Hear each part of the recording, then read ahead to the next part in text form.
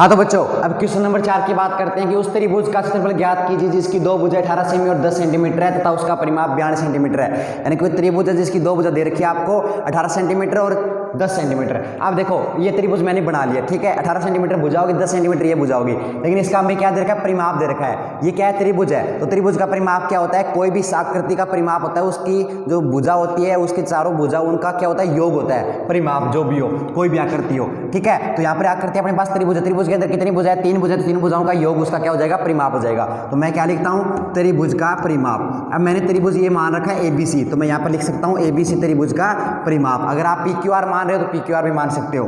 तो ABC त्रिभुज का परिमाप क्या हो जाएगा, इसने क्या दे रखा है, इसने दे रखा है 42 सेंटीमीटर। तो इसने जो दे रखा है ना इस क्वेश्चन के अंदर, मान लो जो चीजें हमें देते हैं ना वो पहले वो लिखते हैं बेटा जी, बाद के अंदर हम निकालते हैं अपने थ्रू। तो ये 42 सेंटीमीटर मैंने लिख दिया।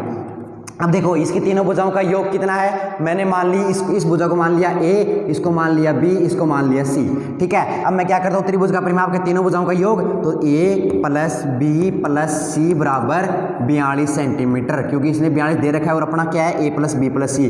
A अपने पास है नहीं क्योंकि हमें निकालनी है, B का अपने को पता है कितना है 10 सेंटीमीटर है, प्लस के अंदर C का हमें पता है 18 सेंटीमीटर है, बराबर के अंदर क्या है 42 सेंटीमीटर है। अब देखो यहाँ पर पहले ध्यान से देखो, भुजा भी C सेंटीमीटर में, ये भी सेंटीमीटर में और ये भी किसमें है, क्वेश्चन के अंदर भी सेंटीमीटर दे रखी है। तो इकाई हमें सेम रखनी है बेटा जी। अगर ये मीटर के अंदर होती है अकेली और ये सेंटीमीटर होती है, ये भी सेंटीमीटर होती है, तो इसको किस में चेंज करते, सेंटीमीटर में चेंज करते। यानी कि 1 मीटर के अंदर कितना सेंटीमीटर होता है, 100 सेंटीमीटर होता है। चलो जो चीज़ है नहीं तो उसके बारे में क्या फालतू में डिस्कस करना। अब ये देख लो इसके अंदर 10 सेंटीमीटर है तो मैंने रख दिया 10 सेंटीमीटर प्लस 18 सेंटीमीटर बराबर 42 सेंटीमीटर। अब क्या निकालना अपने को, एक भुजा बच रही है वो A निकालनी है ना, तो A निकालूंगा मैं। कैसे निकालूंगा, जो निकालना है उसको एक साइड रखेंगे, बाकी को दूसरी साइड भेज देंगे। हमने पिछली क्लास में ऐसे पढ़ते थे ना, दूसरी प्रश्नावली की थी कि इसके अंदर जो हमें निकालना होता है उसको एक साइड रखेंगे, बाकी को भेज देंगे, यानी कि 4, ठीक है। तो यहाँ पर A निकालेंगे हम, तो A निकालेंगे तो 18 और 10 ये दोनों क्या है, प्लस प्लस के अंदर है, और प्लस प्लस के अंदर समान निशान हो तो क्या है, जुड़ जाते हैं। तो 10 के अंदर 18 क्या है, जुड़ जाएगा, तो जुड़ जाएगा तो निशान किसका है, प्लस प्लस का है, तो प्लस का रह जाएगा।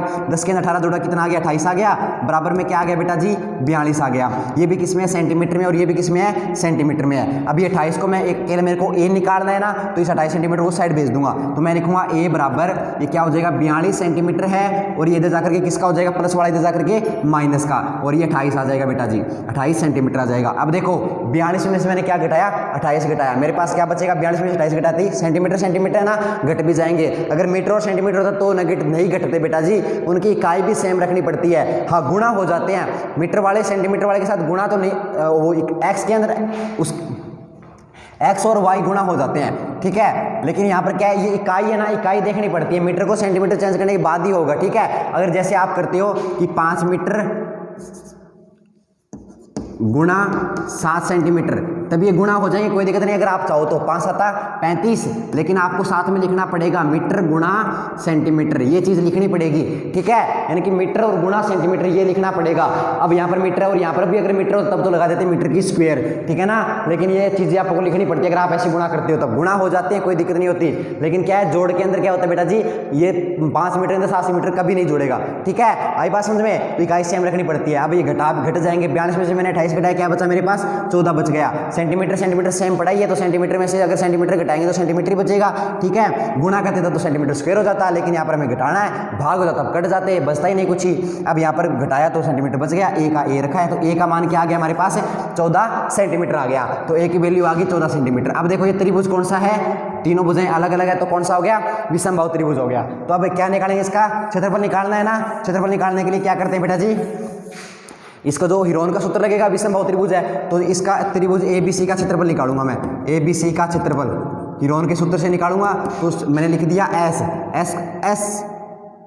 S minus A, S minus B, S minus C। अब देखो यहाँ पर क्या निकालना है, S निकालना है ना अपने को, तो S कैसे निकालेंगे, S होता है बेटा जी अर्ध परिमाप, ठीक है। अब अर्ध परिमाप कितना होता है, जो ऊपर परिमाप दे रखा है उसका आधा कर दो, या फिर तीनों भुजाओं को जोड़ के 2 का भाग दे दो। अब देखो यहाँ पर S निकालेंगे तो S क्या आ जाएगा बेटा जी मेरे पास, 42 बटे में 2 कर दो, या फिर तीनों भुजाओं को जोड़ के 2 का भाग दे दो, एक ही बात है। तो मैंने लिख दिया यहाँ पर 14 प्लस के अंदर 10 प्लस के अंदर 18 बटे में 2, तीनों को जोड़ा आ गया 42 बटे में 2 सेंटीमीटर में पड़ा है। 42 में मैंने 2 का भाग दिया 21 आ गया, सेंटीमीटर था ही सेंटीमीटर लिख दिया, नीचे कोई सेंटीमीटर मीटर था नहीं तो कटेगा नहीं, तो सेंटीमीटर सेंटीमीटर रह गया।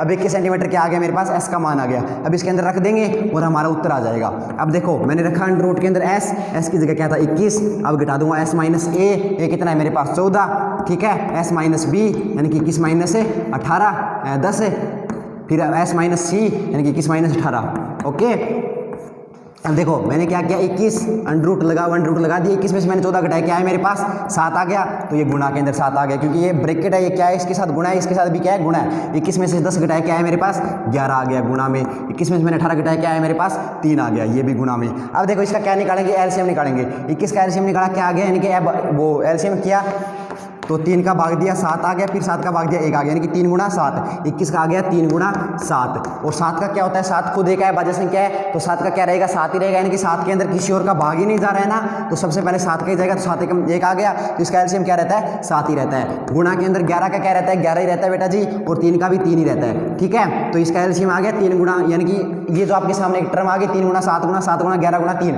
अब देखो ये अंडर रूट हमें गायब करना है। अब अंडर रूट के अंदर देखो पहले संख्या कौन सी, पहले 3 ले लो, 3 कितनी बार है 1 और 2 बार है, तो अंडर रूट क्या करता है आधा रख लेता है, आधा बाहर भेज देता है, तो इसके पास 2 है, 2 में से 1 बाहर भेज देगा और 1 खुद रख लेगा और गायब हो जाएगा, ठीक है। तो इसने क्या किया 1 रख लिया, बोला 1 तेरा ले जा भाई और 1 मेरे को दे दे, मैं चला जाऊंगा, ठीक है। अब देखो ये 7 गुणा 7 है, तो इसने क्या किया, इसके पास भी 2 7 है, तो क्या करेगा 1 7 इसको दे देगा और 1 आप लेकर के गायब हो जाएगा। क्या बचा ब्रैकेट के अंडर रूट के अंदर क्या बचा 11 बचा ना, तो अंडर रूट के अंदर क्या लिख दो 11 लिख दो, क्योंकि अंडर रूट के क्या कहेगा कि 11 का आधा हो नहीं रहा तो तुझे नहीं दूंगा और मैं मेरा खुद रखूंगा, ठीक है। 11 संख्या एक बार ही है तो 1 का आधा नहीं होता, ठीक है। अब देखो 3 गुणा 7 कितना होता है 21, अंडर रूट के अंदर क्या है 11, ये क्या आ गया हमारा क्षेत्रफल आ गया, ठीक है। अब क्षेत्रफल किसके अंदर आता है, हमेशा मीटर होता है तो मीटर की स्क्वायर में, सेंटीमीटर तो सेंटीमीटर की स्क्वायर में, लेकिन हमारे पास यहाँ पर भुजा किस में थी सेंटीमीटर में थी, तो उत्तर किस में आ गया 21 अंडर रूट 11 सेंटीमीटर स्क्वायर। ये हमारा क्या बेटा जी इसका क्षेत्रफल है। आई बात समझ में।